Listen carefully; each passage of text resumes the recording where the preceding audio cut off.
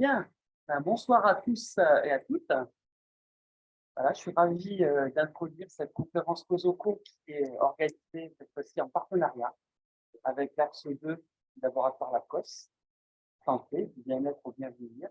Donc, on est vraiment ravis, Nancy et moi-même, d'avoir créé l'événement et d'accueillir donc Solange Arnaud, on peut le dire, donc, membre du laboratoire Lacoste, qui va nous parler donc de bienveillance éducative, bien-être scolaire face à une école de la défiance. Merci beaucoup. Ben, c'est moi qui vous remercie. Déjà, je remercie les personnes qui sont connectées en ligne, comme les personnes qui sont là ce soir dans la salle, hein.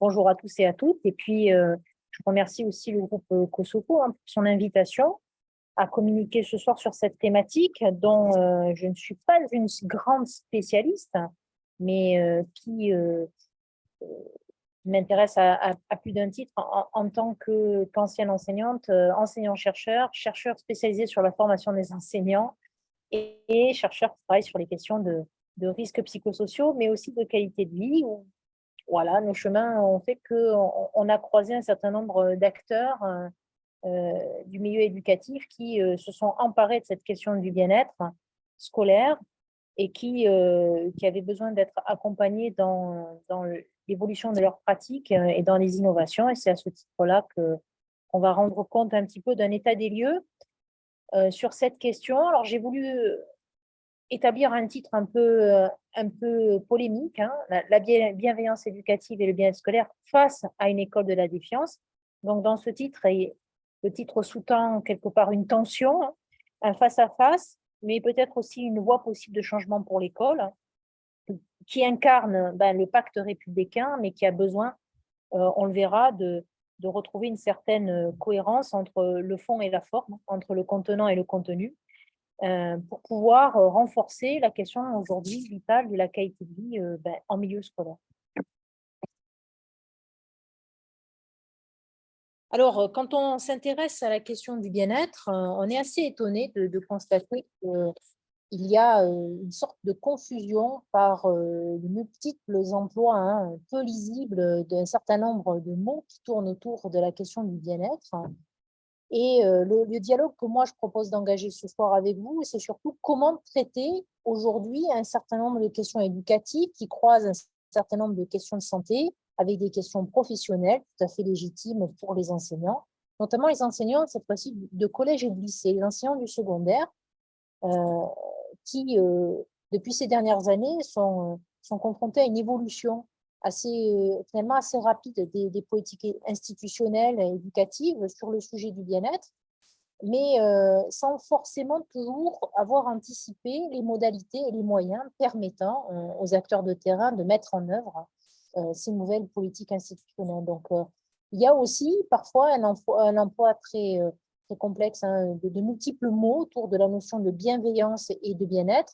Et finalement, ce champ lexical autour de l'école crée pas mal de confusion. Mais n'y a-t-il pas autour de ce champ lexical nouveau, hein, à repenser aussi les mots qui secouent l'école, hein, sans trop avoir de la part des politiques la volonté peut-être de vraiment les étudier, les circonscrire pour pouvoir les dépasser de manière très pragmatique. Alors, le bien-être scolaire, premier élément qu'on peut dire, c'est qu'aujourd'hui, il y a une forte dimension de promotion des démarches d'amélioration du bien-être à l'école, plus dans le premier degré avec des professeurs des écoles que dans le collège et les lycées. Mais en tout cas, ça a été mis à l'agenda des politiques, ça c'est clair. Mais néanmoins, un certain nombre de chercheurs qui traitent de la question n'arrivent pas à aboutir à un certain consensus sur un modèle explicatif qui serait plus abouti qu'un autre. Mais il n'y a pas non plus de consensus entre les enseignants et entre les familles sur ce qui pourrait être les pratiques les plus efficaces à développer dans un contexte scolaire particulier, ici et pas là-bas, ou là-bas et pas ici, et vice-versa. Alors, on va voir que la notion de bien-être est combinée parfois à la notion de bienveillance éducative. On va revenir un petit peu sur ces notions. Et lorsqu'elles sont également combinées, elles suscitent encore plus de difficultés. On va le voir.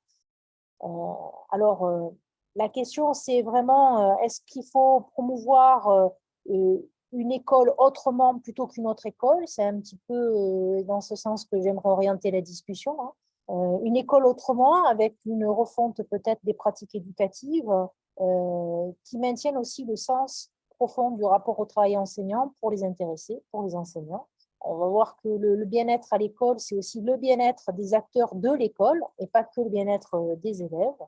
Et lorsque ces enseignants essayent de développer des innovations dans le domaine, eh bien, sans parfois faire grand-chose de révolutionnaire ou de véritablement visionnaire, ils sont malgré tout considérés comme des innovateurs. Donc, on va regarder un petit peu ce que ça signifie innover finalement dans le contexte de la réflexion sur le bien-être scolaire.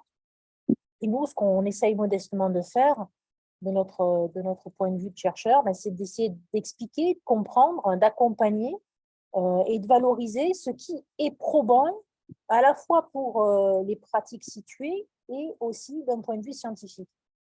Et malheureusement, je vais être obligée de rendre compte d'un certain nombre de métadonnées, de la recherche qui, malheureusement, pointent des résultats peu probants d'un point de vue scientifique, ou en tout cas pas généralisables.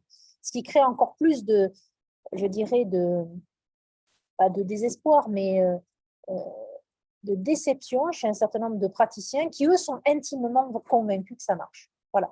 Donc, entre l'intime conviction que ça marche et l'intime sentiment de voir des effets immédiats chez les élèves et ce que les chercheurs disent, il y a un grand écart.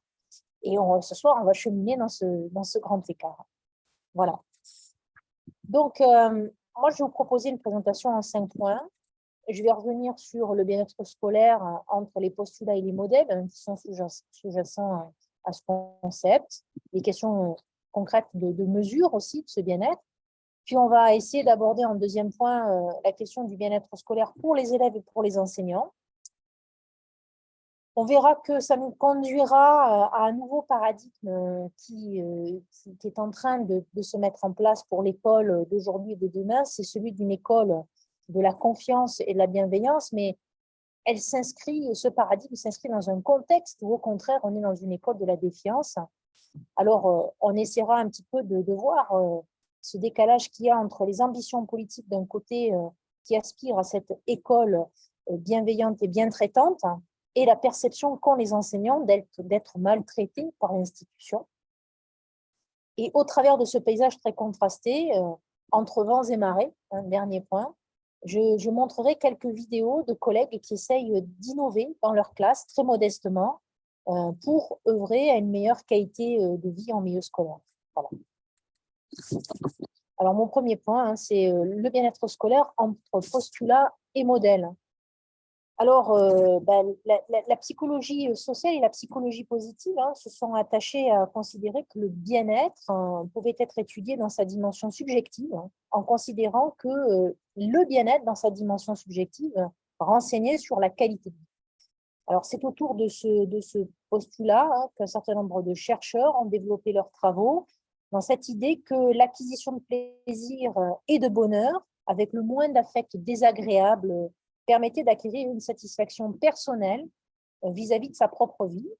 Et cette satisfaction pouvait être appréhendée dans la classe auprès des élèves à partir de composants émotionnels, de composants cognitifs.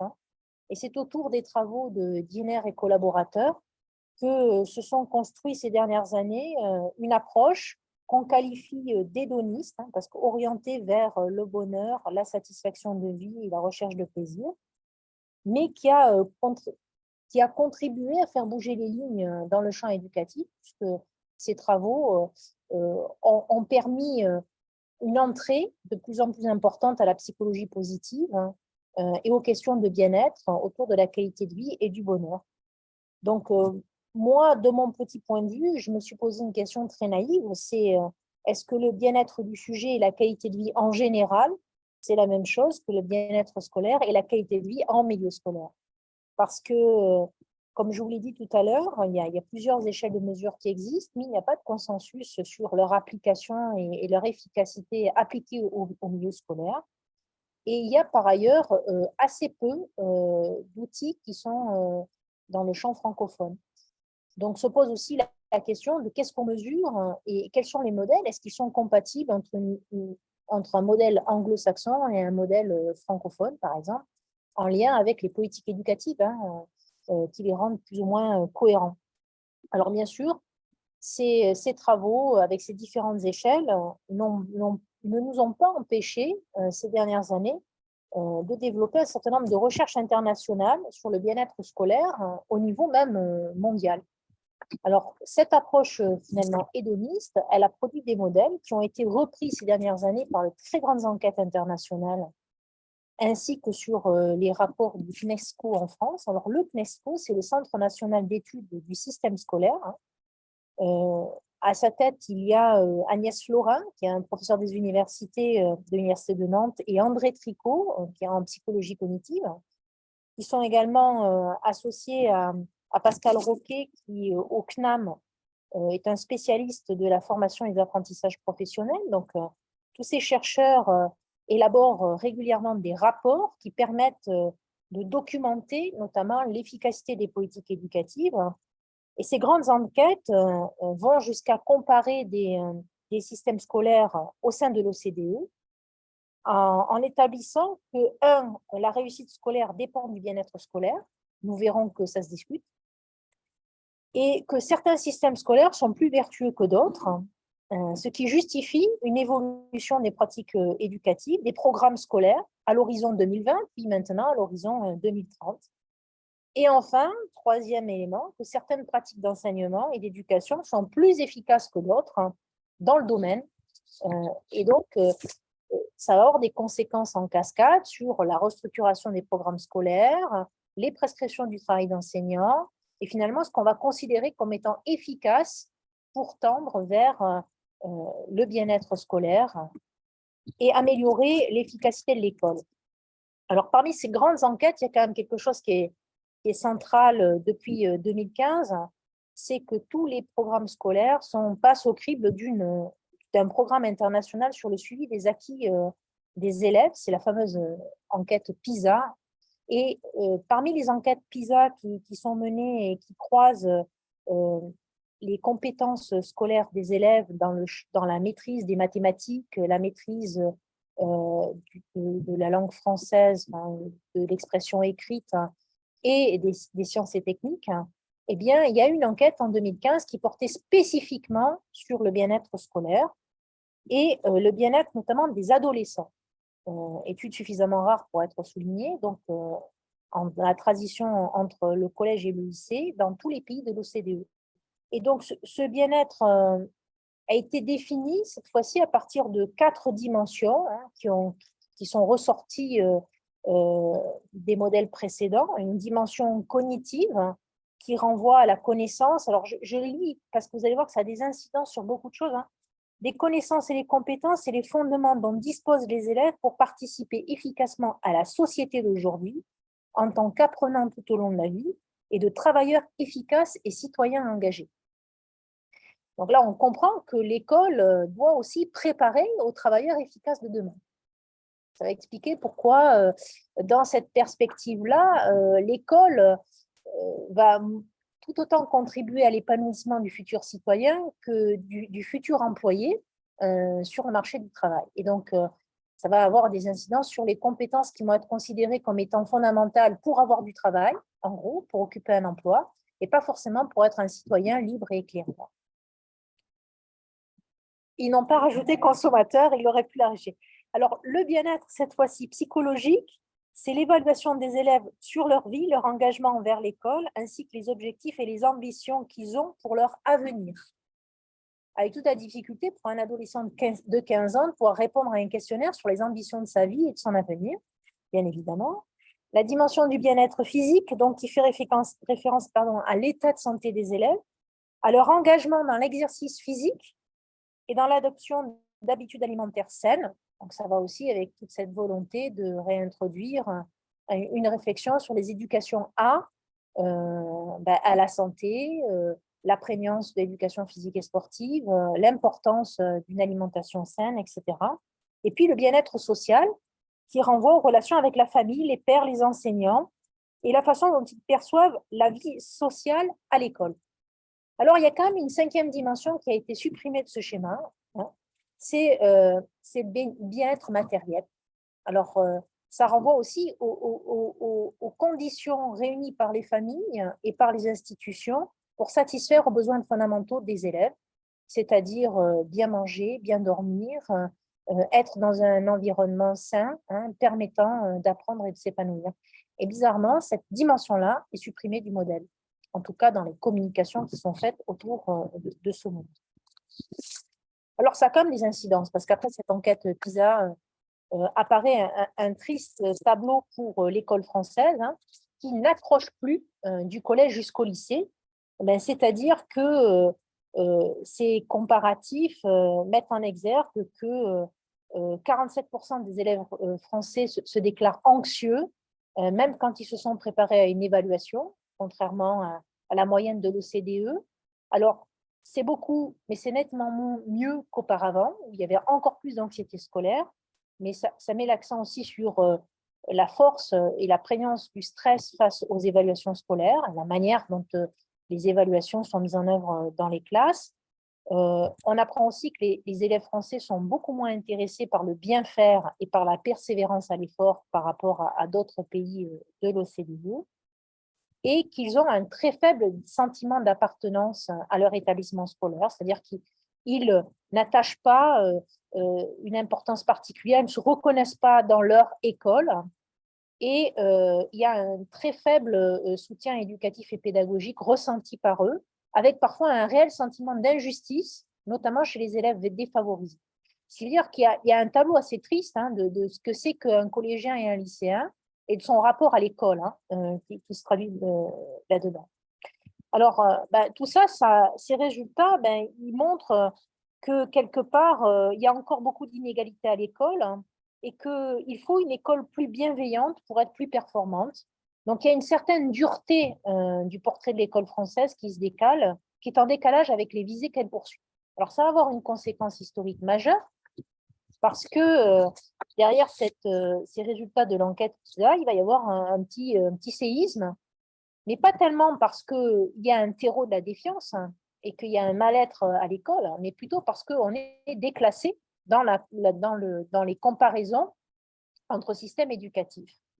Alors, ces résultats PISA vont en convergence avec un certain nombre de rapports qui, entre 2014 et 2016, vont dresser des constats très inquiétants pour le système éducatif français, avec, en plus de tout ce que je viens d'évoquer, des problématiques de climat scolaire, des élèves qui s'ennuient à l'école, qui ne trouvent plus de sens dans les apprentissages, qui perdent leur temps, avec une augmentation également des problèmes de violence scolaire, de décrochage scolaire, de phobie scolaire et finalement d'atteinte à la santé, hein, psychologique et physique parfois, qui bien sûr affectent les résultats scolaires et qui se traduisent par une baisse comparative, hein, des performances scolaires des élèves français par rapport à d'autres élèves. Alors, en 2018, il y a par exemple une deuxième enquête qui a été faite précisément sur 6300 élèves français de collège et de lycée,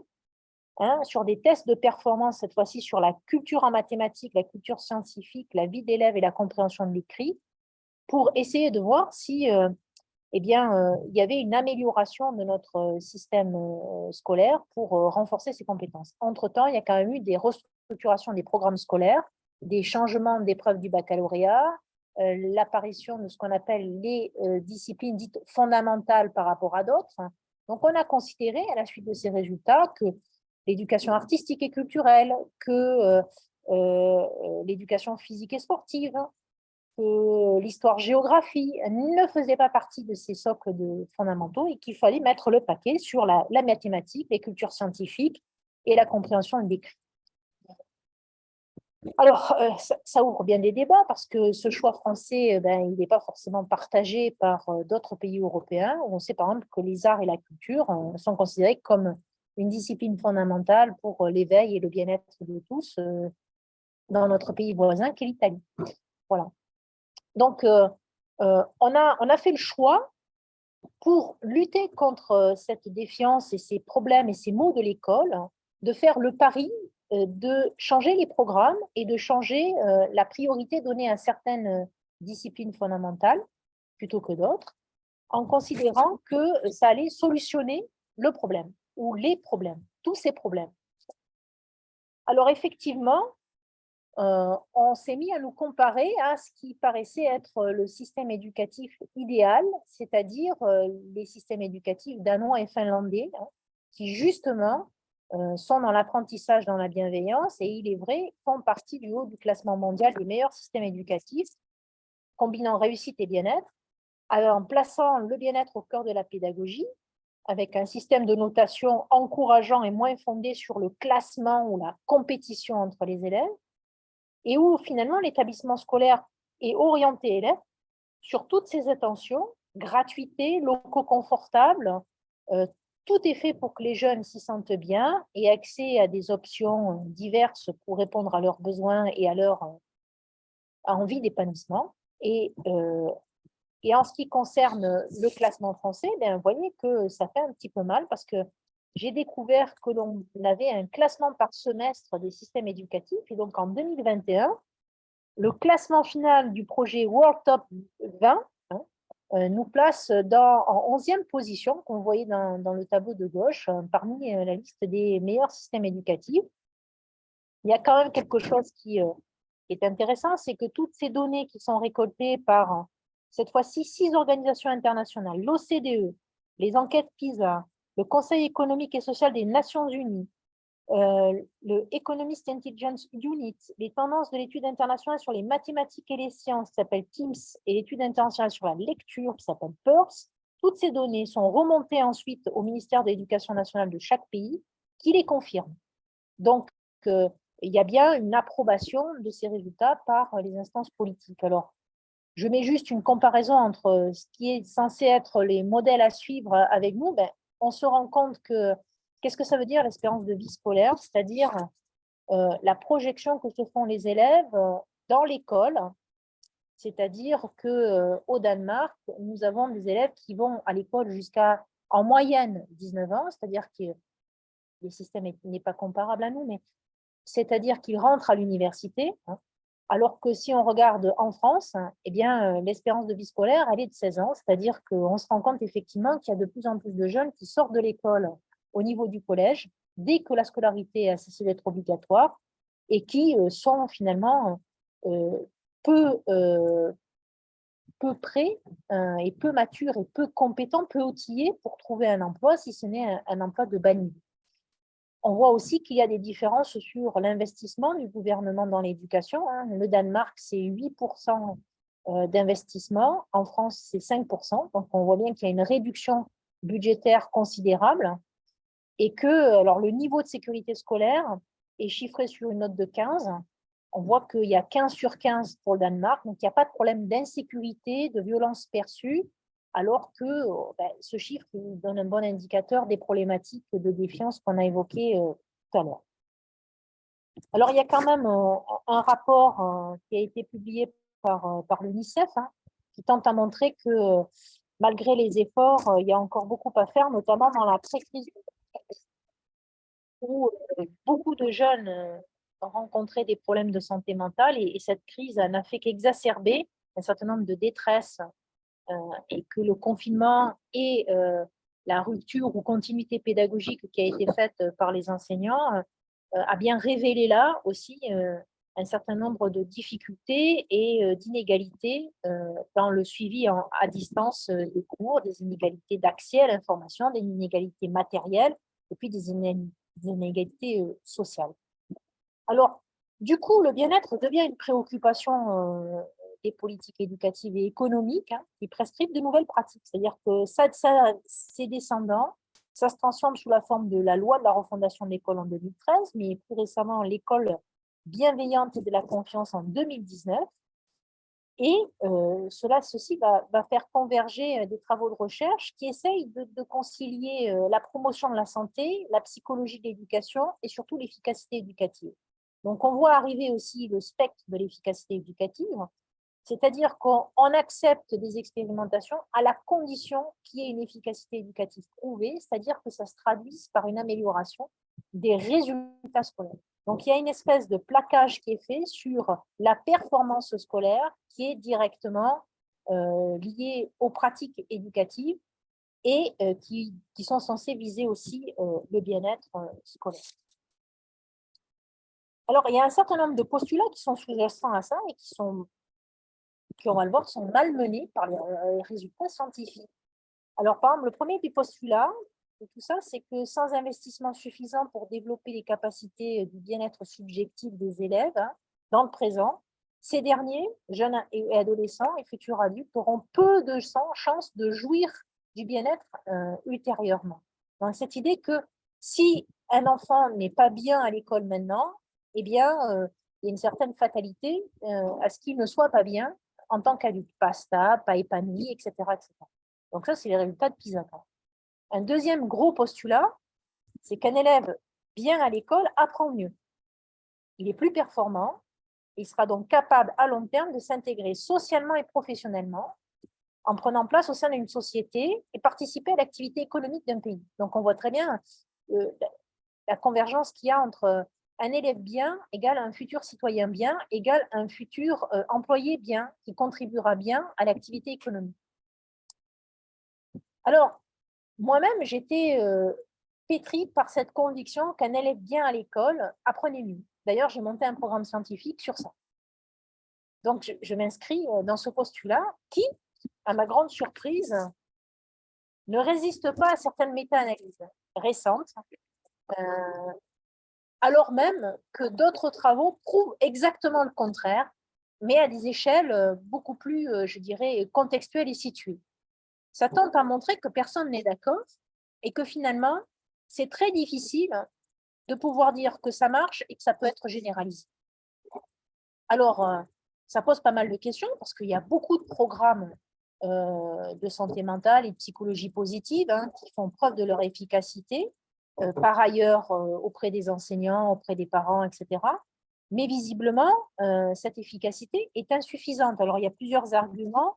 D'abord parce que les interventions sont souvent très brèves dans le temps et ne produisent pas des changements durables. Ensuite, parce qu'on n'a pas les moyens de mesurer des effets durables dans des évaluations scientifiques qui sont très ponctuelles et pas du tout longitudinales. Donc, ça veut dire qu'on ne se donne pas les moyens scientifiques de vraiment mesurer des effets durables sur ces questions-là.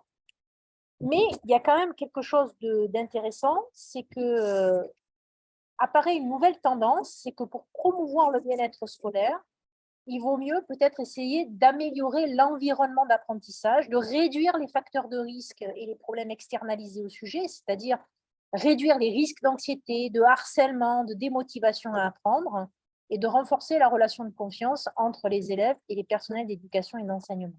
C'est-à-dire qu'au lieu de se centrer sur le bien-être subjectif de l'élève, on essaie d'avoir une vision beaucoup plus systémique qui englobe des questions qu'on n'interrogeait pas aujourd'hui, enfin suffisamment aujourd'hui. C'est-à-dire oser le bien-être de manière systémique entre les élèves et entre les enseignants. Donc, c'est ce deuxième point que je vais aborder maintenant.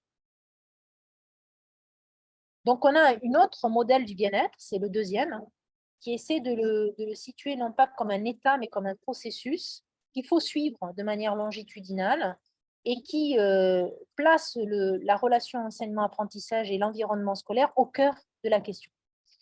Donc, on est sur des modèles multidimensionnels qui s'inspirent d'ailleurs de travaux d'un auteur qui s'appelle Ala, qui est lui-même finlandais, qui travaille dans le département de sociologie de l'université d'Helsinki et qui propose donc de mélanger plusieurs dimensions, mélangeant subjectivité et objectivité dans une démarche tout à fait mixte et mettant en exergue le fait qu'il faut satisfaire aux besoins, il faut prendre en compte que ces besoins sont aussi déterminés par les conditions scolaires, les relations sociales, les moyens mis en œuvre pour accompagner les familles. Et cela va jusqu'à inclure l'examen des locaux, réunir les conditions d'hygiène, le fait que ce soit chauffé, le fait que ce soit propre, le fait que tout le monde ait un accès à des services numériques et à des espaces de détente et de repos. Cela laisse sous-entendre que ce n'est pas le cas à l'heure actuelle. D'accord ? Et donc, au lieu de dire c'est la faute aux enseignants qui ne savent pas renouveler leur pédagogie, on met là la focus sur il faut changer, faire l'école autrement. Alors, tout ça a l'air étonnant quand on l'applique, quand on voit à quel point, dans le premier degré, auprès des professeurs des écoles, tout ceci est une évidence qui est déjà largement engagée et comment tout ceci fait rupture complète avec l'école au collège, au lycée et dans l'enseignement supérieur. On reviendra sur l'explication de ce schisme, hein, alors qu'on a des pédagogies alternatives, des pédagogies orientées apprenants, la question du bien-être est au cœur de l'approche des professeurs des écoles. Ça semble être une totale révolution pour les professeurs de collège. Donc, on a un autre modèle qui est celui-ci, et comme vous pouvez le voir, l'école est au milieu en fait d'une relation systémique entre l'enseignement, l'apprentissage, donc ce qui se fait dans la classe, mais aussi ce qui se fait dans l'école et dans l'environnement. Et ce modèle conceptuel s'appuie sur des dimensions qui sont l'état de santé, à travers la prise en compte de l'état de fatigue, de l'état de sommeil, des questions bien sûr de besoins éducatifs particuliers ou d'état de handicap, mais qui peuvent être mesurés par la médecine scolaire, par des infirmières et donc par des personnes tierces qui ne sont pas les enseignants. On va s'intéresser à la dimension du sujet à travers son accomplissement personnel, c'est-à-dire essayer de restaurer la confiance en soi, l'estime de soi, l'encouragement, le soutien, redonner une certaine valeur au travail scolaire du point de vue des élèves. On va s'intéresser aux relations sociales, c'est-à-dire le climat relationnel entre les élèves entre eux, entre les enseignants et les élèves, le soutien apporté aussi aux familles, puisqu'on va considérer que les familles ont pleinement leur place dans la réflexion de ce que c'est que le bien-être scolaire. Ça veut dire aussi créer des instances de dialogue, de rencontre avec les parents, avec les familles, autour de questions qui étaient le lieu clos de la classe. Et puis de réfléchir aussi à ces dynamiques de groupe et qui posent aujourd'hui problème. Mais ça pose aussi la question des conditions scolaires. Et donc, quel est l'environnement? Quelles sont les conditions de sécurité qui sont réunies? L'état de la restauration, l'état d'hygiène, le rythme scolaire, les services qui sont proposés et les questions de mise en sécurité. Donc, toutes ces questions-là qui n'étaient pas traitées jusqu'à présent sont traitées dans ce modèle-là. Et donc, place la responsabilité du bien-être scolaire au niveau d'une échelle qui n'est plus celle de la classe, mais c'est aussi l'établissement scolaire. Et ça met aussi en responsabilité je dirais, les régions qui gèrent les collèges et les lycées, hein, et qui contribuent à réunir les conditions de sécurité, les conditions de salubrité, voilà, vérifier la salubrité et vérifier aussi la maintenance des établissements scolaires. On va voir que c'est un vrai souci aujourd'hui. D'où mon troisième point, hein, comment faire passer l'école de la défiance à l'école de la confiance, hein, alors qu'on sait très bien que la notion de bienveillance, elle est partagée par tous les enseignants, hein. C'est même un des choix du métier, hein. On ne devient pas enseignant si on n'est pas bienveillant. Voilà, ça fait partie aussi de ces postulats.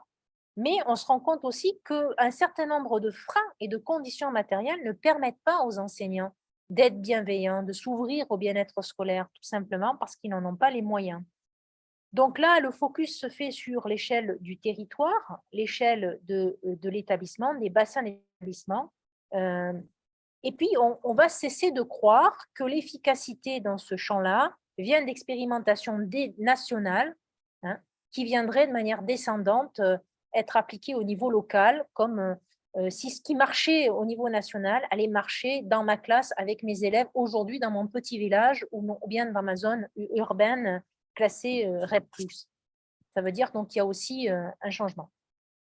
Alors, le problème, si vous voulez, c'est que la loi de refondation de l'école de la confiance et de la bienveillance, qui porte le nom de son ministre, la loi Blanquer, est pris en tenaille entre les visées politiques et les crispations sociales.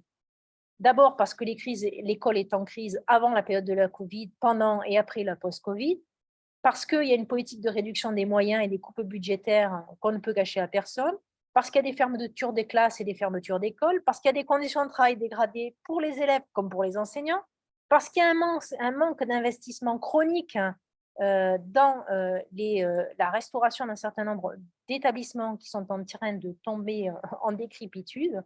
Alors justement, il y a quand même eu un focus là d'actualité sur la dégradation du parc scolaire, notamment sur la vétusté des lycées, avec des nuisances multiples et des risques pour la santé. Notamment, on va le voir, je vais prendre un petit exemple dans ce qui se passe au niveau des lycées parisiens. Et puis, il y a eu un plan d'urgence pour les écoles marseillaises en 2021 avec la visite d'Emmanuel Macron dans cette deuxième ville de France, mettant en évidence qu'il y avait là un plan d'urgence à mettre en œuvre face à des établissements qualifiés d'indigents. Alors, je prendrai juste un petit focus voilà, sur l'actualité. Vous pouvez trouver sur Internet une émission de France Culture qui date de l'année dernière, du 4 septembre 2021, autour d'un exemple. Voilà. À Épernay-sur-Seine, un lycée, le lycée qui est aussi un internat Jacques Fédère de la Seine-Saint-Denis. Alors, la Seine-Saint-Denis, c'est le département le plus pauvre de France. Eh bien, autour d'un cas, c'est celui de la rénovation de cet établissement scolaire qui aura pris 3 ans.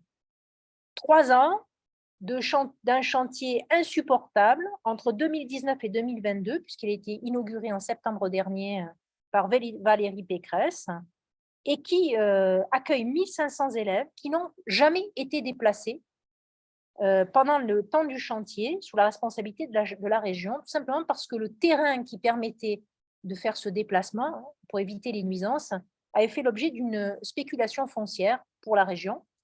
Et donc, tout le monde est resté dans un chantier sans sécurisation, sans possibilité d'évacuation en cas d'incendie, avec des témoignages assez poignants. On a le sentiment d'être maltraité par la République. On étudie dans des boîtes en carton. Ici, c'est de la mer, du bruit et des larmes. Un lycée au milieu des gravats et sans savon en plein Covid. On voit des élèves qui manquent de se faire renverser par des engins. On voit tout ça toutes les semaines. Il y a des risques d'accidents graves. Et finalement, il faudra que ce soit des 16 enseignants de cet établissement qui attaquent en justice la région pour mise en danger de la communauté éducative, pour obtenir enfin une mise en sécurisation de ce chantier, puisque la région a été condamnée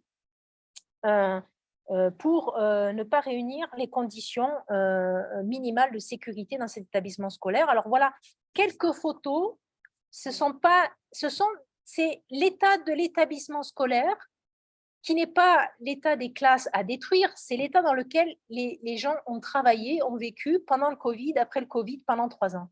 Alors, vous voyez que les travaux, les secousses, le bruit, etc., a eu comme conséquence de faire tomber des plaques d'insonorisation, de l'eau non potable. Vous voyez l'état des sanitaires, par exemple, tout en bas, avec peu d'intimité finalement pour aller aux toilettes. Donc, on sait très bien que le rapport à l'hygiène, c'est un élément fondamental pour le bien-être. Voilà. Et puis, voilà, je vais vous montrer une petite vidéo témoignage de « On a vécu un enfer ». Alors, difficile de faire un plaidoyer pour la loi sur la bienveillance et le bien-être à l'école quand vous avez des gens qui vivent ça pendant 3 ans. Alors, on va écouter ça et je pense qu'à distance, normalement, le son devrait être bon pour vous aussi.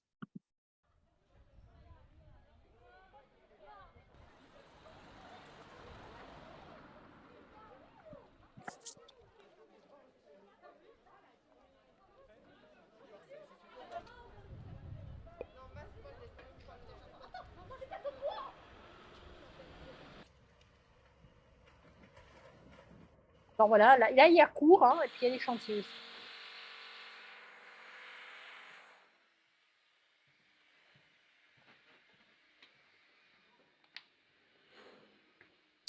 Donc, on fait cours avec des marteaux-piqueurs. On travaille dans des conditions désagréables, vraiment très désagréables. Moi, je suis en terminale. Ça fait 3 ans que je suis dans ce lycée. On vit dans un chantier.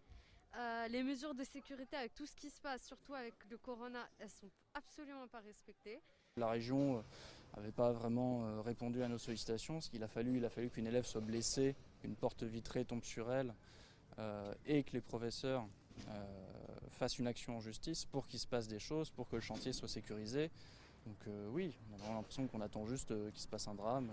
La ligne téléphonique ne fonctionne plus depuis novembre. Donc si un élève a le Covid, les parents ne peuvent pas téléphoner. Si un parent a le Covid, donc l'élève est cas contact, ils ne peuvent pas téléphoner. Si dans la famille, il y a quelqu'un qui est fragile, on ne peut pas téléphoner. Donc tout va bien.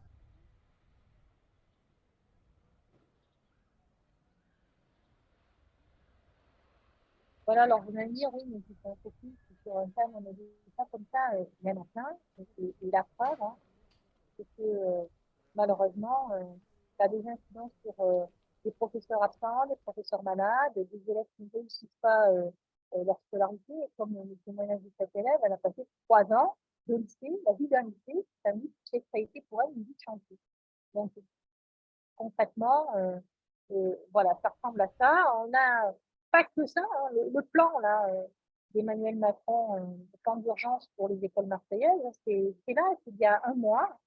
Ben, c'est tout simplement s'engager à rénover 174 écoles du premier degré, d'accord, qui sont dans les mêmes conditions d'insalubrité que les témoignages que je viens d'avoir. Hein. Et encore une fois, ce sont des écoles avec des publics en difficulté, ces écoles REP+, hein, réseau d'éducation prioritaire, là où il y a le plus de besoins de moyens, où là, il y en a le moins, avec quand même ce petite coupure de presse. Hein. Donc, il va falloir faire disparaître des groupes scolaires indignes. Donc, on est bien dans l'indignité, hein, mais jusqu'en 2030. Donc, ça veut dire qu'on a encore 8 ans à passer dans des écoles dites indignes, alors qu'on est en train de vouloir valoriser l'école de la bienveillance et de la confiance. Donc, vous l'avez compris, on est un peu dans un grand écart qui est assez difficile, hein, alors que il n'y a jamais eu autant d'argumentaires institutionnels sur la bienveillance.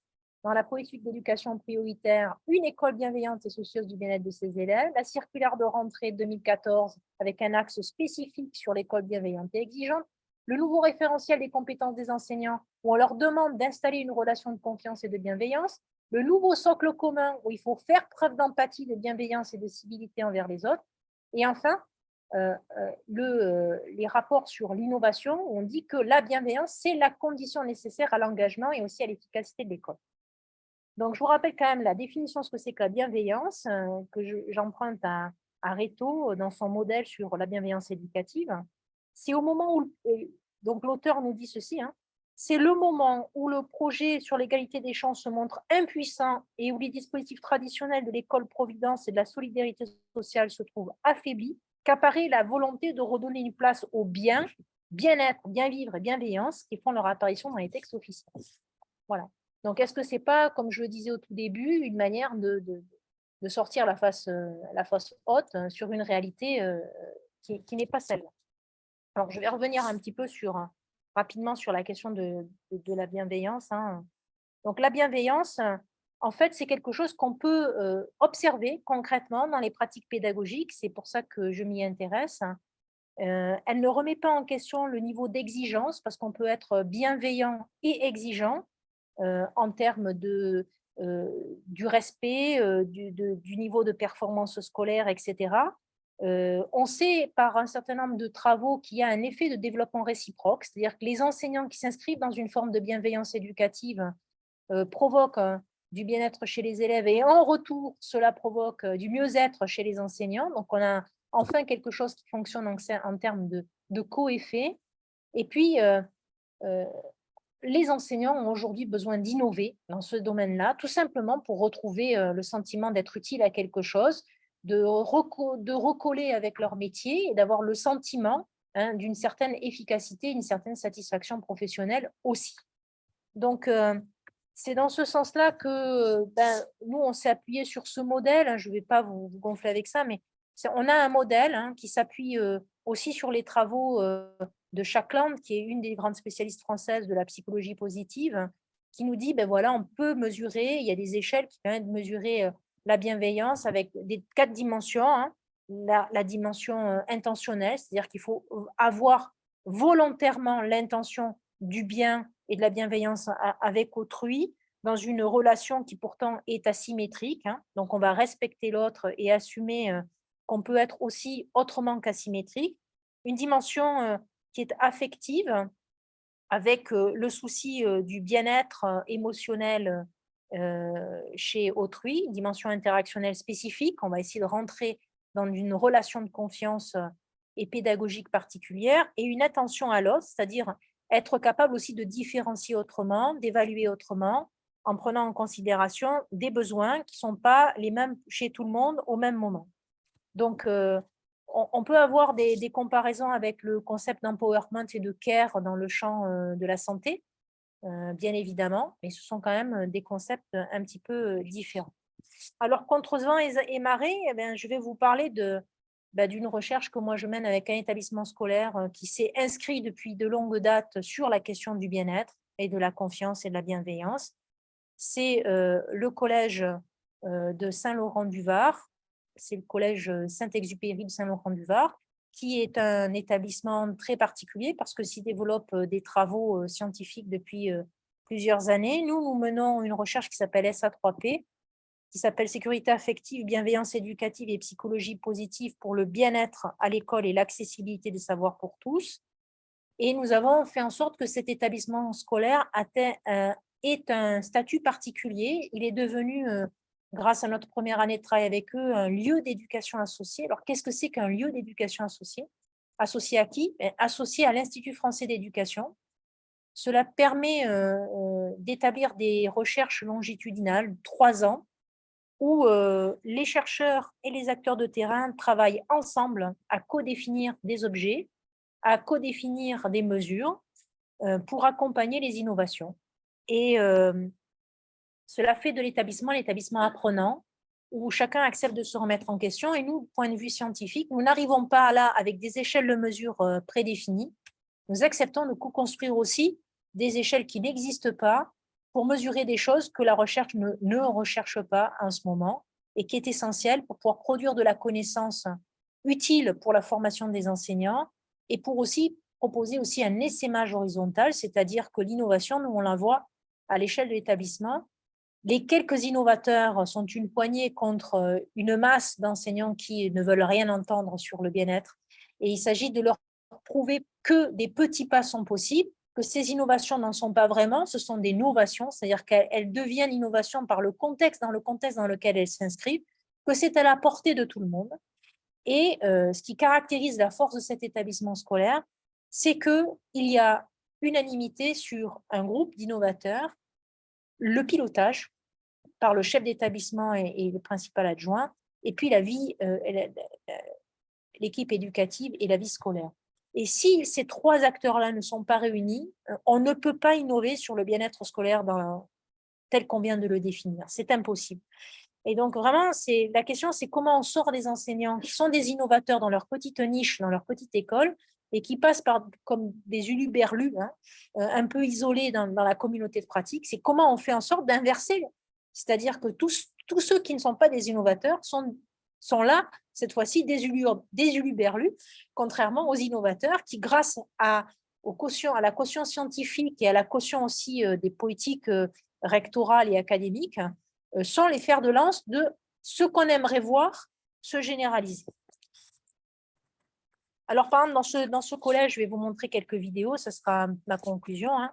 Par exemple, les équipes ont considéré que pour être dans une école bienveillante et de la confiance, il fallait concilier pouvoir et ouverture, c'est-à-dire rester quelque part exigeant au niveau du respect du cadre de vivre ensemble et des performances scolaires, tout en étant ouvert au contrat de confiance, c'est-à-dire créer les conditions pour que l'autorégulation se fasse, notamment face au comportement dit déviant des élèves, c'est-à-dire comment sécuriser les conditions pour qu'ils prennent suffisamment confiance en eux pour se respecter, pour respecter le cadre. Donc, sortir d'une sorte de défiance permanente sur les notes, sur la sanction, et essayer de créer en fait un cadre qui trouve un compromis entre différentes ambitions. Alors, il y a des conditions à réunir, hein, si on veut que vraiment ça puisse s'essaimer. c'est une cohérence du pilotage entre le discours et les actions, hein. C'est-à-dire que si les chefs d'établissement ne sont pas là pour manager d'une certaine manière l'établissement, pour prendre soin de leurs équipes, il y a une dissonance entre le discours et les innovations qui sont faites dans la classe. Donc, ça passe aussi par la formation au management dans les établissements scolaires. Un management bienveillant, qu'est-ce que c'est? Deuxièmement, il faut qu'il y ait un projet d'établissement. Parce que si les enseignants restent seuls, ils demeurent relativement impuissants. Ils ont leur périmètre d'action qui est la classe, mais ils ne vont pas beaucoup plus loin. Un projet d'établissement qui pérennise les investissements humains et matériels dans le domaine, que le chef d'établissement s'en aille ou qu'il reste. Parce que bien souvent, on voit s'écrouler des projets éducatifs magiques, magnifiques, parce que le pilotage s'en va, le proviseur adjoint s'en va, et un autre arrive et décide de tout casser. Pour reprendre une forme de pouvoir, hein, bien sûr, c'est souvent le cas. Donc, premièrement, repenser le management des établissements scolaires. Deuxièmement, soutenir les innovations, c'est-à-dire aller jusqu'à proposer des aménagements d'emploi du temps pour permettre aussi le travail collectif entre les innovateurs. Si les innovateurs ne se parlent pas, si le prof d'anglais, le prof de SVT, le prof de PS ne se parlent pas sur ce qu'ils sont en train d'innover, ils ne peuvent pas aussi s'enrichir mutuellement et essayer d'essaimer. C'est-à-dire que, par exemple, nous, on est à la 2e année, on a demandé au chef d'établissement que les innovateurs travaillent ensemble, c'est-à-dire qu'ils suivent des cohortes de classe, parce que si vous avez une équipe de 10 enseignants, vous en avez un qui innove vers le bien-être et 9 qui font exactement l'inverse, comment voulez-vous mesurer des effets?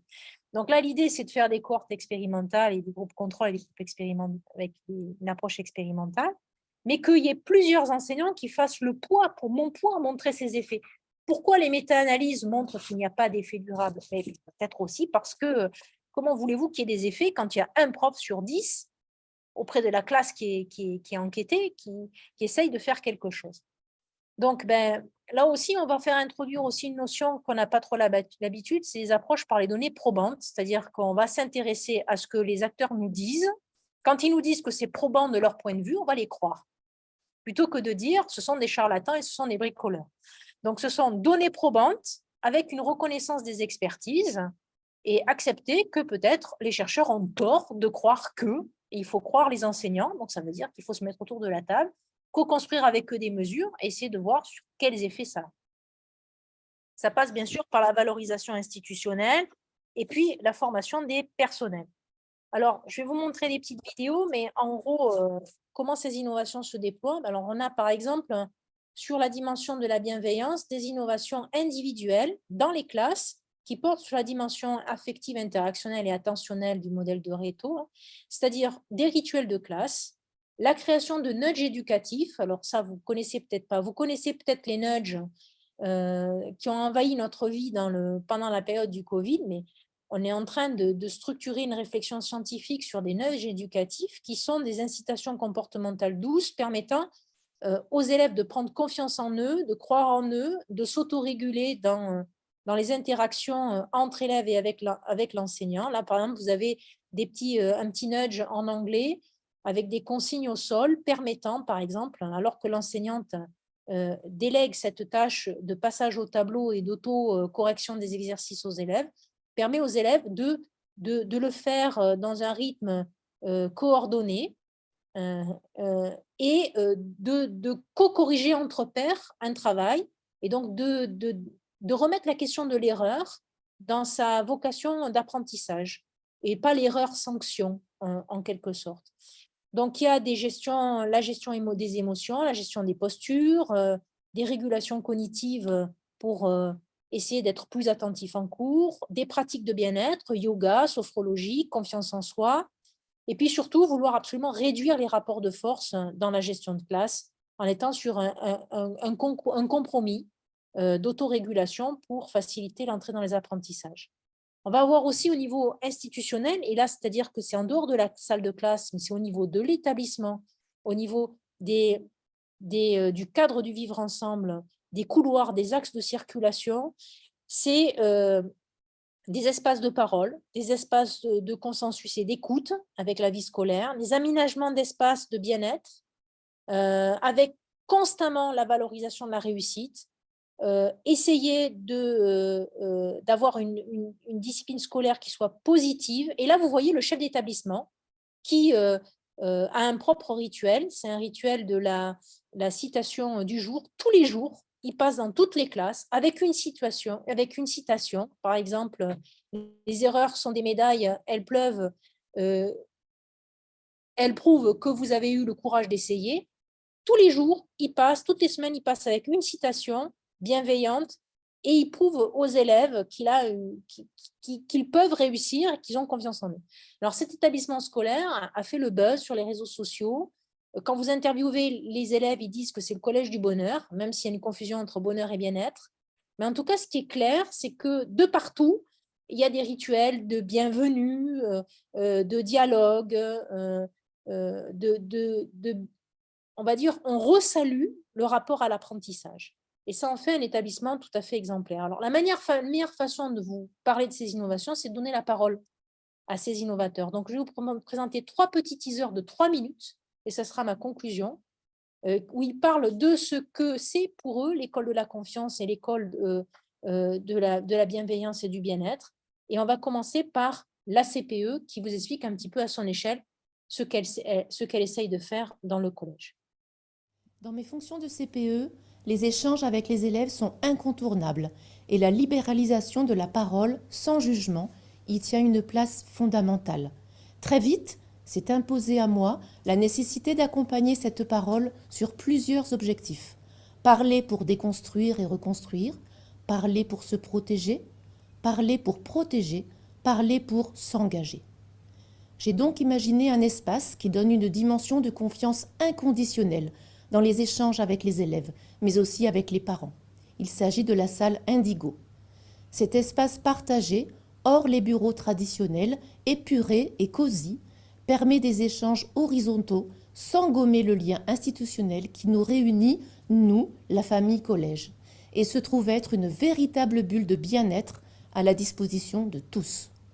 Des outils tels que la devise du collège, notre cahier de la paix, la météo des émotions, le nudge éducatif ruban tous unis contre la violence, optimisent les relations sociales et le développement des compétences émotionnelles.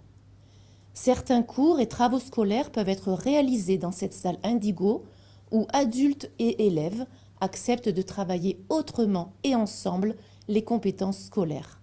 C'est ainsi que j'y accueille régulièrement des élèves pour l'élaboration de projets citoyens, culturels, certains projets émanant de leurs propres besoins et questionnements évoqués avec confiance.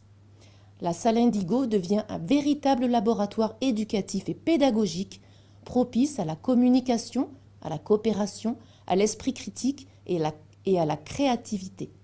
J'ai enrichi la salle Indigo de boîtes à lettres, bleu indigo, disposées à des endroits stratégiques, invitant les élèves à déposer leurs paroles, remarques, questions, confidences, idées, projets.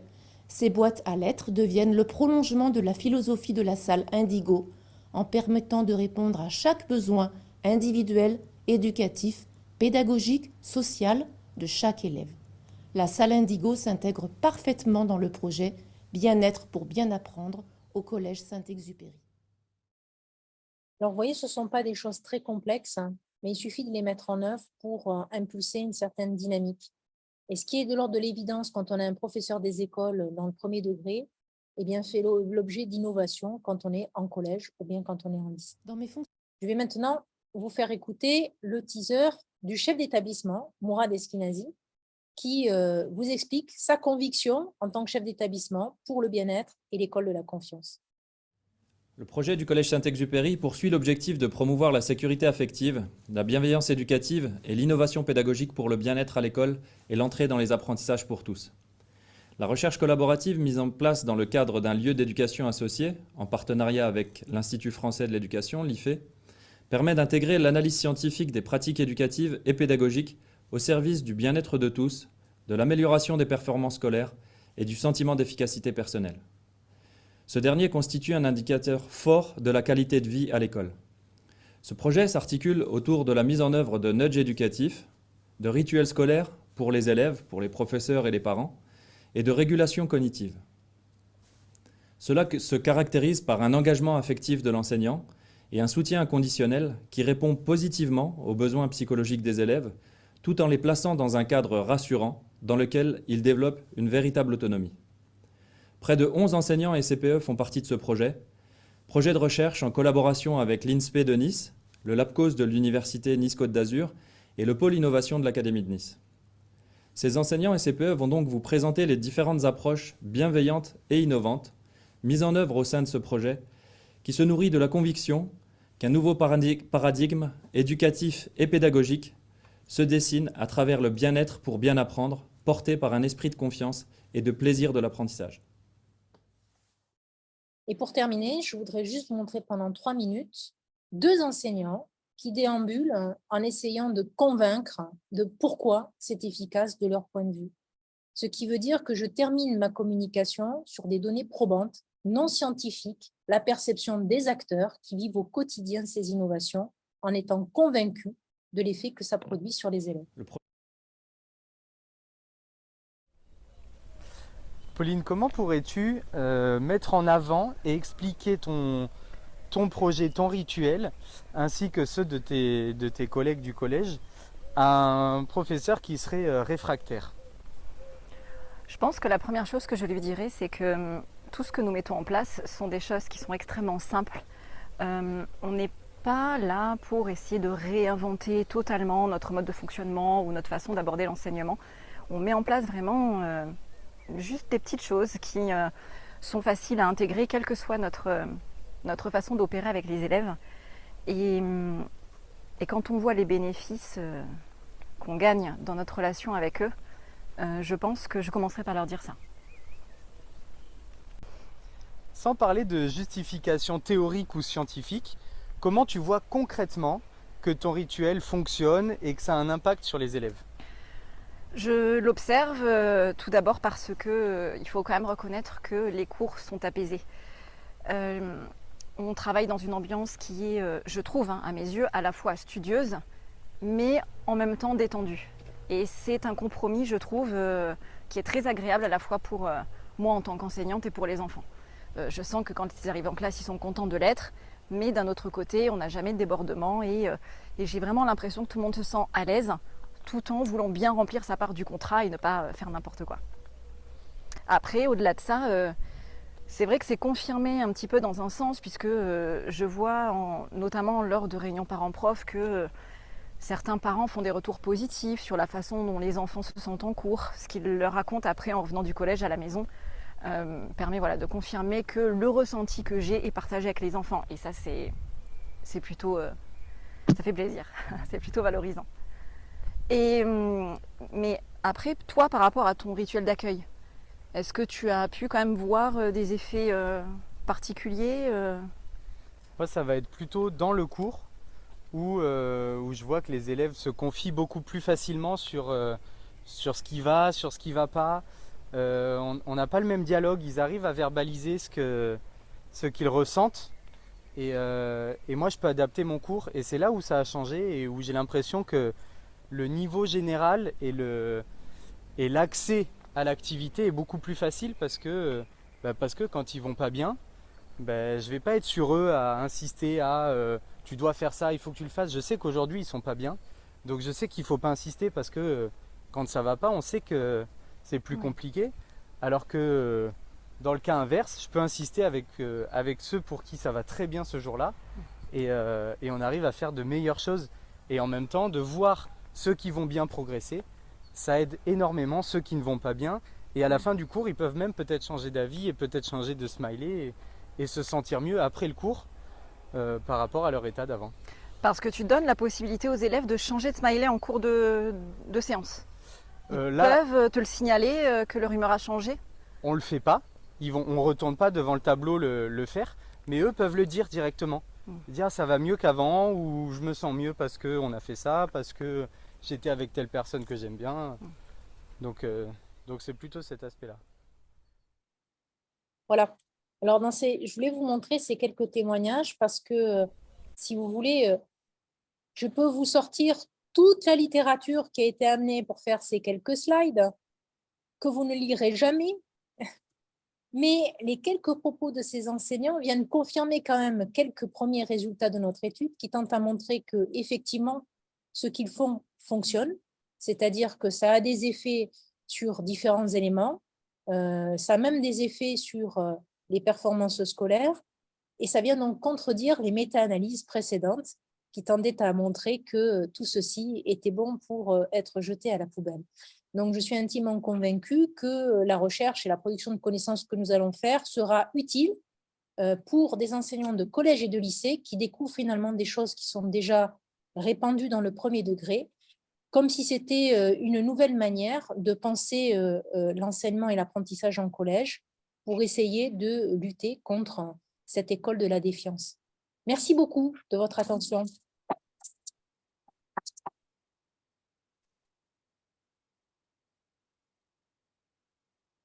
C'est vraiment remarquable. Et puis, vraiment, alors, je pense qu'en ligne, ils ne t'entendent pas pour le coup. Peut-être qu'il faut que tu viennes à côté, que s'il y a des questions à poser. ici. Je trouve vraiment remarquable ton exposé, bien sûr par son aspect scientifique, et aussi cette idée qu'on réinvente la façon d'être dans une société où on a, je sais pas, on a pris les gens pour des numéros, où on a fait des managements par le stress, où on a fait des choses avec un cynisme terrible, et où en réinventant, en disant aux gens, vous avez la responsabilité d'entrer dans une aventure que vous allez co-créer. Et vraiment, ça redonne la responsabilité d'exister, d'être une personne humaine. Et c'est peut-être la faillite de notre système de management, de marketing, où on a méprisé les gens. Et cette façon de réintroduire l'humanisme sans faire sans faire de morale, sans faire, mais juste à être à la source de la vie qui fait que les gens ont envie de vivre. Et c'est ça que les gens n'ont plus actuellement dans les grandes institutions où ils sont couverts par les règlements, la peur, etc. Il faut changer, il faut que le politique change de braquet, il change de communication, il change d'imaginaire. Et c'est ça que vous faites là, dans cet exemple. Moi, je trouve ça magnifique, vraiment. Et la façon dont tu l'avances, dont tu le proposes, je trouve ça remarquable. Vraiment, donc, plus que merci. Enfin, bravo. Je ne sais pas comment dire. Il faudrait que ça circule sur les réseaux sociaux, des choses comme ça. Hein. Non, j'espère ne pas vous avoir gonflé, parce que c'est vrai qu'il y a quand même toute une partie déductive de tout ce qui va de l'approche mondiale à la classe, si vous voulez, qui nécessite quelques détails pour comprendre l'école se fourvoie, ou les politiques se fourvoient par rapport à leur conception. On a fait de la communication, on n'a pas fait de la vie. Enfin, c'est inouï, ça. Et la communication avec le mépris de la manipulation. Donc, c'est terrible. Et puis, bon, ben voilà, il y a des forces qui sourdent pour affirmer que l'humanité existe. C'est magnifique, ça, vraiment bien. Et ça fait repenser aussi que tout chercheur s'inscrit, à mon avis, dans un projet d'humanité. Sinon, ça ne vaut pas la peine de chercher et dépenser de l'argent. Super, merci. Merci à vous. Merci à vous. On va voir s'il y a des questions en ligne, je les prends volontiers. Si ce n'est simplement pour vous dire que moi, ma conviction de chercheur, c'est que quand on tombe sur un établissement scolaire une fois dans sa vie, il faut pas le lâcher. C'est une magnifique expérience nous amenant à avoir des enseignants enfin heureux. Et ça, c'est pas une mince affaire, vous l'avez compris. Moi qui ai travaillé pendant très longtemps sur les risques psychosociaux des enseignants, sur leur épuisement, sur l'usure du métier, quand je vois des équipes avec la banane et des élèves avec la banane, je me dis qu'il faut creuser là-dedans, ils se posent les bonnes questions, ils font les bons choix, et c'est à nous d'essayer de montrer que c'est faisable, à quelles conditions c'est faisable aussi. Hein. Voilà, à quelles conditions c'est faisable. Voilà.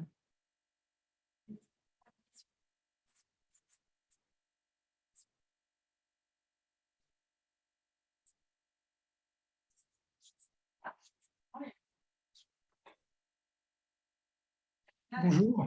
Et il faudrait que vous preniez les micros parce qu'en fait, ils ne vous entendent pas de l'autre côté là-bas. Donc, il y a celui-là, voilà. Ben, si tu sais le faire marcher, tu fais l'allumer.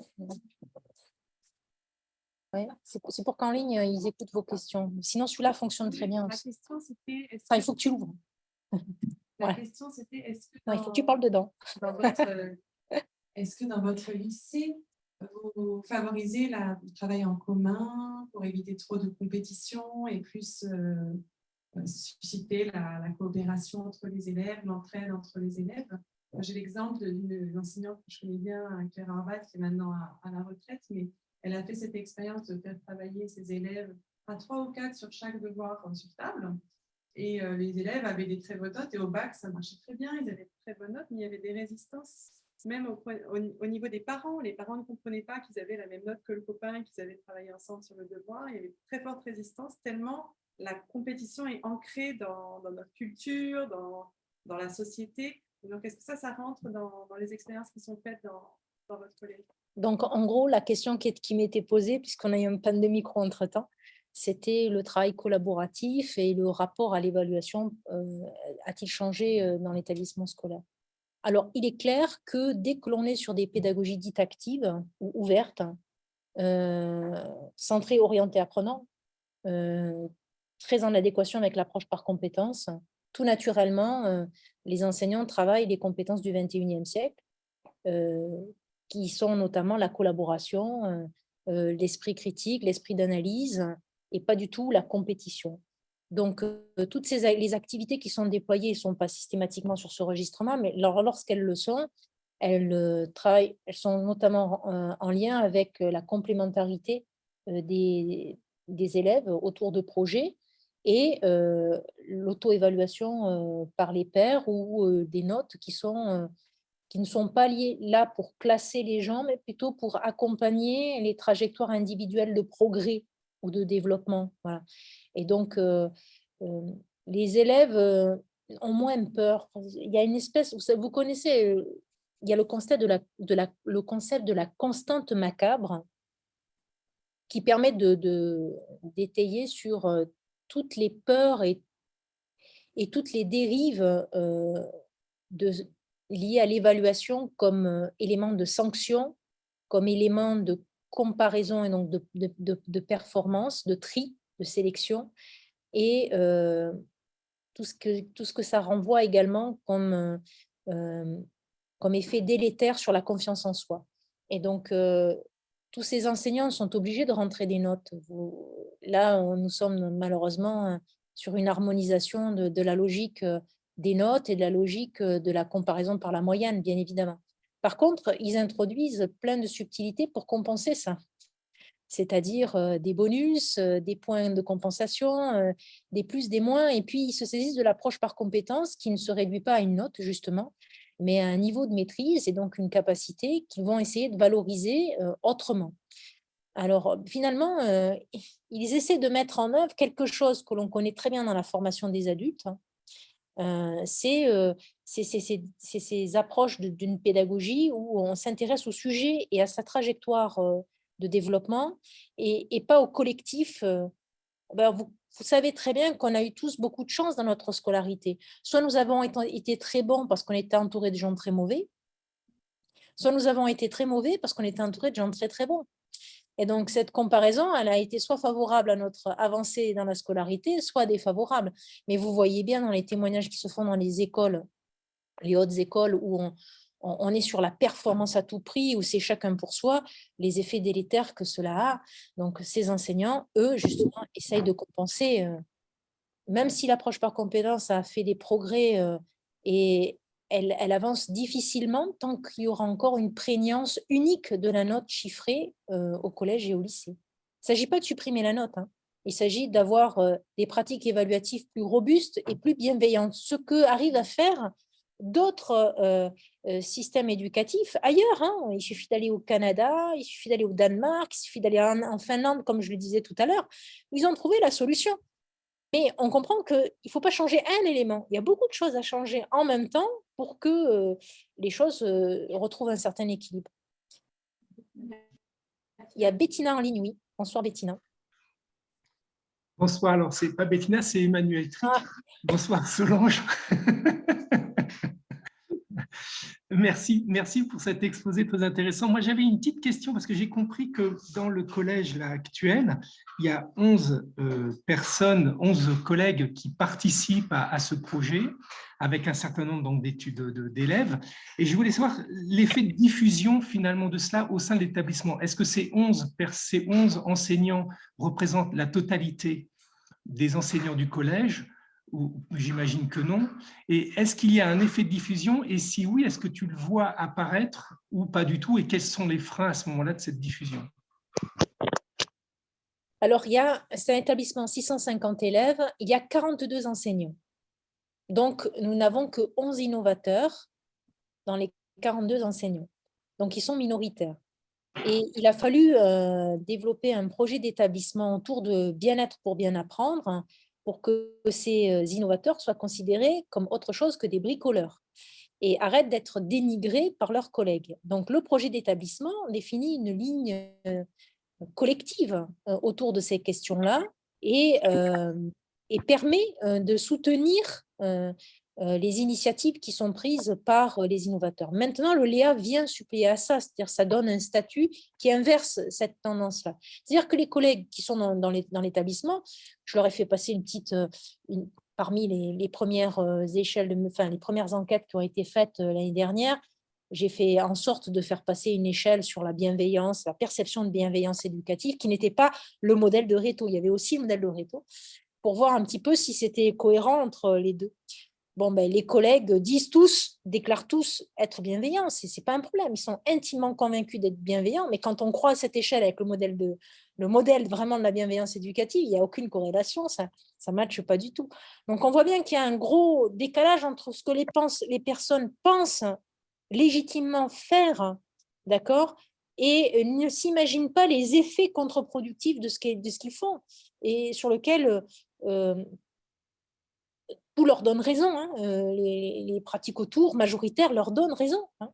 Ils ne s'imaginent pas les effets contre-productifs qu'ils produisent. Alors, la première ambition d'établissement, c'est un essaimage des 11 à l'année 2, combien on en a? Est-ce qu'on en a 13, 14?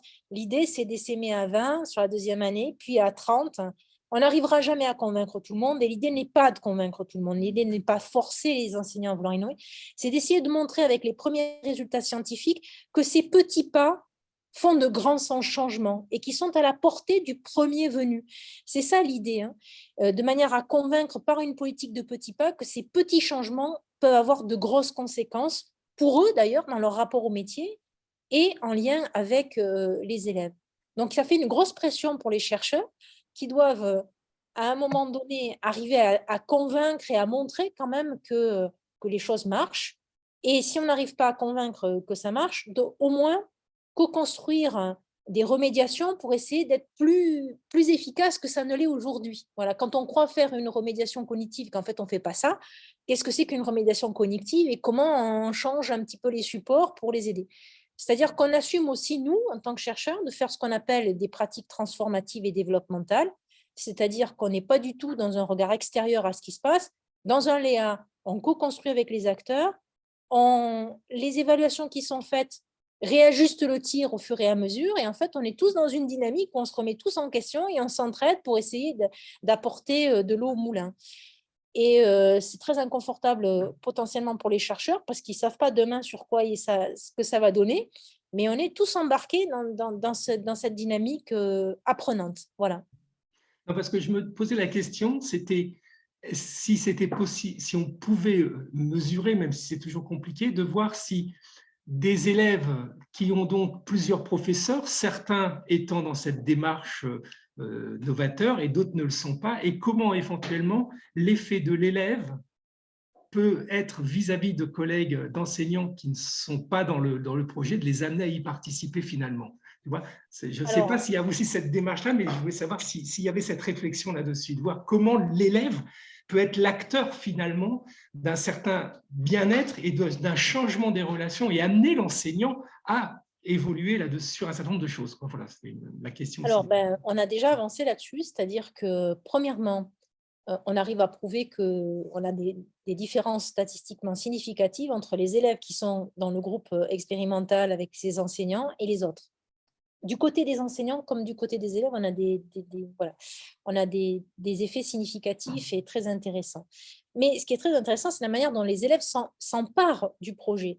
C'est-à-dire que quand ils ont un nudge éducatif, par exemple en EPS avec tel prof et en anglais avec tel autre prof, mais en fait, alors je prends un mauvais exemple, ce sont 2 cas de discipline où un seul prof. On va prendre le cas par exemple, il peut y avoir plusieurs collègues qui travaillent ensemble et surtout l'idée de les suivre sur 3 ans parce que quand ils changent de prof, eux, ils changent de pratique. Et là, ça commence un peu à gamberger parce que des élèves qui ont vécu, par exemple, le rituel des émotions, la météo des émotions et le salut en EPS avec Loris que vous avez vu avec le t-shirt bleu et les gros pecs, hein, vous avez compris que c'était un prof d'EPS, tout à l'heure, bon, mais qui en redemandent en fait. Et les collègues qui n'ont pas le nudge, ils sont un peu mis en porte-à-faux parce qu'ils disent ah oui, mais d'accord. Alors, qu'est-ce qui se passe? En anglais, les collègues qui ne pratiquent pas comme les collègues innovateurs sont en train de nous demander de faire des reproductions de leurs supports, etc., pour les utiliser. Parce qu'en fait, le changement, ça vient des élèves. Les élèves qui sont bien avec un prof, ils sont bien dans une discipline, etc., et qui performent, ils ne supportent plus ensuite la vieille forme scolaire qui leur est imposée. Et là, ça commence à grincer des dents en disant « Oui, mais avec Madame Machin, on apprend beaucoup mieux, on est beaucoup mieux, on est plus performant, on fait des trucs beaucoup plus sympas. » Et en fait, ça explose de l'intérieur tout doucement. Et c'est ça qui est bien. Enfin, moi, je me réjouis de ça. C'est-à-dire qu'on fait on a une petite bombinette à retardement qui vient de la part des élèves. Mais le changement, ça vient des élèves. Quand les élèves disent à un prof, écoutez, monsieur, on s'ennuie chez vous, alors que c'est super à côté, ça a beaucoup plus d'impact que dans la salle des profs quand les 2 enseignants disent, tu es sûr que tu es efficace au plan pédagogique? Oui, je suis vachement sûre. Ah oui, parce que nous, les élèves, ils disent qu'ils ne sont pas contents, alors qu'est-ce qu'on essaie de faire? Mais ceci étant dit, on a des problèmes avec certaines disciplines. Je ne voudrais pas caricaturer, mais on a de gros problèmes avec les professeurs de mathématiques. Voilà. Là, il faut vraiment travailler avec eux pour les accompagner tout doucement vers le changement. Mais on a au contraire des pratiques qui sont très fermées, comme quoi dans leur champ disciplinaire, ce n'est pas possible. C'est pas possible. Il y a des choses qui ne sont pas possibles. Donc, il faut travailler aussi les représentations, les croyances, et leur montrer que, mais si, c'est possible, si tu n'essayes pas. Alors, donc, du coup, nous, on leur donne les moyens d'essayer avec des outils qu'ils n'ont pas, des artefacts, des affiches, des machins, des trucs, voilà. Et c'est à ça aussi que sert le crédit scientifique incitatif de l'université. Faire sa simple impression de la reprographie d'université, des nudges, on va coller à droite à gauche pour l'expérimentation. Je te jure que c'est vrai. Merci beaucoup. Voilà. Oui, Bruno, viens là, poser la question.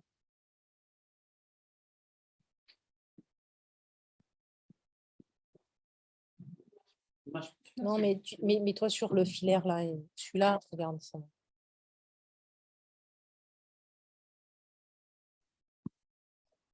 Oui, alors, merci beaucoup, Solange. La question, c'est sur le sentiment d'appartenance. Je ne sais pas si, lorsque la CPE en fait, nous a expliqué son groupe de parole avec une salle dédiée, etc., ça renvoie à cette idée aussi de se sentir appartenir à une sorte de communauté, etc. Est-ce que c'est un levier, en fait, aussi pour la bienveillance, le sentiment d'appartenance? Je dirais que c'est un peu essentiel parce que, par exemple, là, aujourd'hui, tu fais un micro-trottoir devant le collège, tous les élèves vont dire « Ah, mais ça, ce collège, mais pour rien au monde, je voudrais le quitter et j'espère que mon petit frère ou ma petite sœur pourra être dans ce collège parce que c'est le collège du bonheur. » Et donc là, c'est très spontanément qu'ils adhèrent complètement à l'identité de l'établissement scolaire, ils participent à une communauté, ils sont impliqués complètement dedans.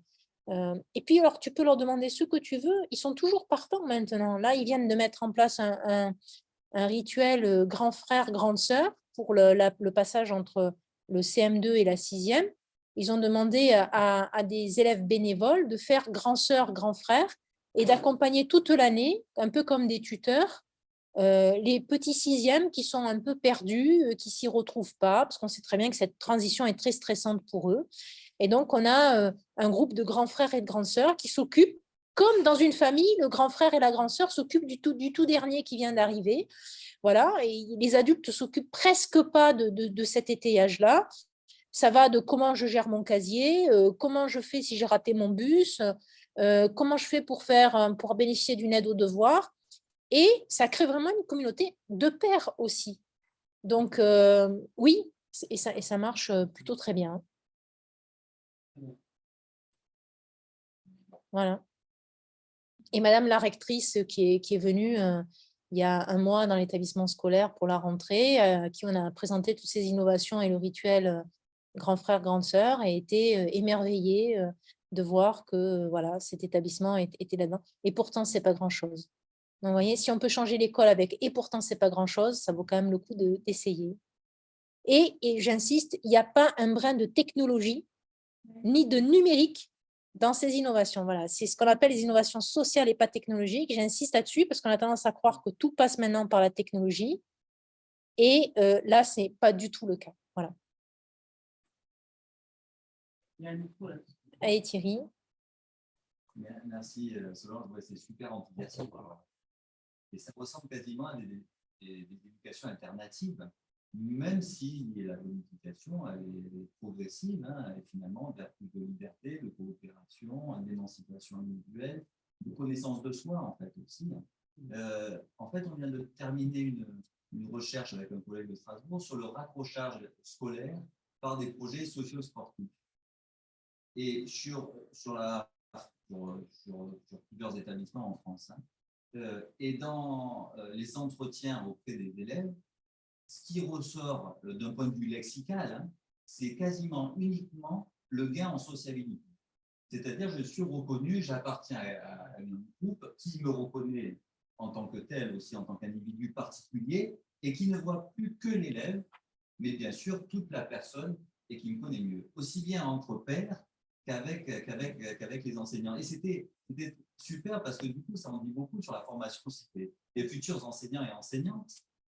C'est-à-dire, on insiste énormément sur le contenu, c'est-à-dire qu'on fait des bacs plus je ne sais pas combien, pour ensuite comprendre un peu comment marche une personne, la pédagogie, etc. Alors que finalement, ce qui raccroche le plus, en tout cas dans cette recherche en l'occurrence, et puis dans ce que tu montres, c'est la sociabilité, hein, qui est d'un point de vue psychosocial un besoin fondamental de la reconnaissance. Voilà. Donc ça, c'est fantastique. Ça me rappelle une autre recherche de Verdiani qui a fait son doctorat en sciences de l'éducation en faisant le tour des écoles alternatives et sa recherche est relatée dans un bouquin qu'elle a nommé « Ces écoles qui rendent nos enfants heureux ». Et c'est vrai que ça rapproche tout ce qui est en train de se tramer ici. Ce qui est d'autant plus fort, c'est que c'est donc une école de l'éducation nationale. Oui, c'est un établissement public. C'est pas du tout un établissement, on va dire, qui pourrait se doter contre financement hein, et gratification importante d'un équipement particulier ou d'une dynamique. Enfin, par contre, on a beaucoup à apprendre au collège et au lycée et dans l'enseignement supérieur, on a beaucoup à apprendre de ces pédagogies alternatives, les pédagogies freinées, les pédagogies actives, dont se saisit naturellement le premier degré, hein, et qui sont brutalement rejetées à la porte du collège et du lycée parce que la forme scolaire, parce que les programmes, parce qu'il y a des échéances incontournables, tout le monde doit passer le brevet en même temps, puis derrière, voilà, il faut avancer tous au même rythme et trier. Et donc, ça explique pourquoi il y a une partie de ce blocage, ça n'avance pas. Et il faut retrouver maintenant un peu dans les réflexions sur la pédagogie universitaire qui est en train de se réinventer, une inspiration de ces pédagogies alternatives, ces pédagogies orientées apprenants, mais qui sont également très proches de ce qu'on fait en pédagogie pour les adultes hein, et pas pour les jeunes adolescents, etc. Ouais. Par rapport à la possibilité que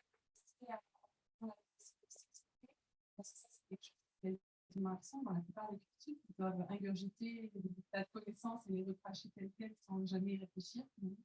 Et j'ai pu constater dans les ateliers philo que j'anime dans les petites classes, alors c'est dans le primaire, que c'est le seul moment finalement où on leur laisse la possibilité de s'exprimer librement et qu'ils ont plein de choses à dire mais qu'ils n'ont jamais l'opportunité de le faire parce qu'on ne leur demande pas leur avis.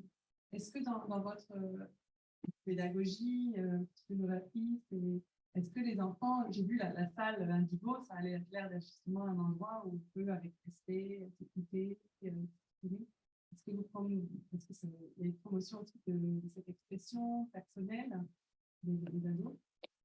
Alors, elle est très valorisée par l'équipe éducative déjà, vous l'avez compris, avec plein de dispositifs, y compris pour ceux qui ne veulent pas le dire à l'oral, hein. Il y a la parole privée, la parole publique, bon, les boîtes aux lettres, etc. Il y a plein de professeurs des écoles qui utilisent les boîtes aux lettres pour faire les remontées de réclamation, le mal-être, des choses comme ça, premièrement. Et puis, il y a la notion de débat, elle est très forte aussi. À un moment donné, il y a des débats, il y a des consultations pour des équipements, pour changer les configurations, pour les espaces verts, pour ceci, pour le rituel d'accueil. Et puis surtout, il y a une implication très forte du coup des élèves à partir du moment où on prend au sérieux ce qu'ils nous disent. Et ça a beaucoup de prix. C'est un prix, c'est précieux hein, pour les chefs d'établissement d'avoir une collaboration de la part des élèves à tous les niveaux grâce à ça. Dernière étude. Juste, je voulais vraiment, je trouve ça extraordinaire cette recherche d'action, il y a en permanence des évolutions qui se font et on ajuste au fur et à mesure. C'est un peu ce qui commence à se faire aussi avec les thérapies complémentaires, dans les instituts de santé intégrative, où il y a au fur et à mesure qu'on introduit une nouvelle pratique, on l'évalue, on l'améliore au fur et à mesure. C'est vraiment la recherche de l'avenir. Et merci pour moi, ça me fait du bien. Votre présentation, ça m'a fait du bien parce que parfois on se sent un peu seul dans cette démarche et de voir que dans d'autres disciplines, il y a des démarches similaires, ça renforce, ça réconforte. Donc merci beaucoup.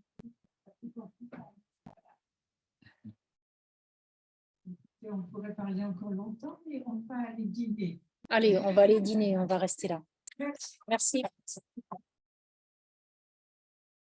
Merci Emmanuel, merci Nathalie de vous être connectés. Je vous souhaite une bonne soirée et je vous remercie d'avoir suivi cette communication. Et merci à tout le monde d'avoir été présent ce soir. Bonne soirée, à très bientôt.